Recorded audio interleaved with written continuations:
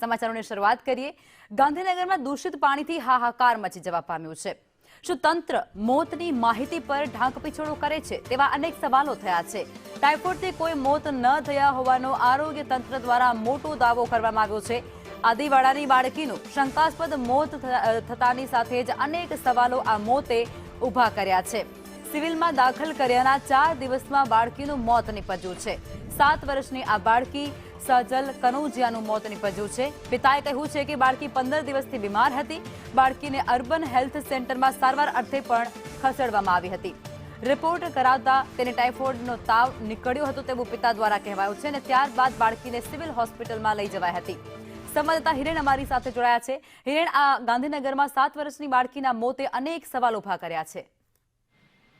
ગાંધીનગરના સેક્ટર 28 આદિવાડા વિસ્તારની આ ઘટના છે કે લગભગ 6 થી 8 વર્ષની આ બાળકી છેલ્લા 15 દિવસ કરતા વધુ સમયથી બીમાર હતી।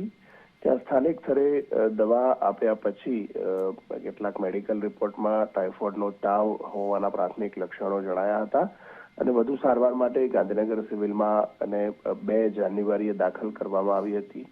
જોકે માત્ર 4 દિવસની અંદર જ મલ્ટી ઓર્ગન ફેલ્યોરના કારણે એનું મૃત્યુ થયું હોવાનું સિવિલ સત્તાધીશો કહી રહ્યા છે, પરંતુ એની સારવાર ટાઇફોઇડ હેઠળ ચાલતી હતી કે કેમ એનો ટાઇફોઇડનો રિપોર્ટ હજી સુધી નથી આવ્યો એ પ્રકારે કહેવું છે।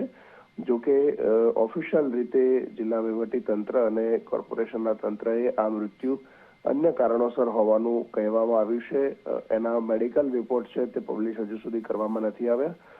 જે મૃત્યુનું કારણ છે એ ડેથ ઓફ કોઝ જે કાગળની અંદર દર્શાવવામાં આવ્યું છે એ બાળકીના મગજમાં વાયરસ ના કારણે આ ડેથ થયું હોવાનું જે તારણ છે એ ડોક્ટર સર્ટિફિકેટ એ પ્રકારે આપેલું છે।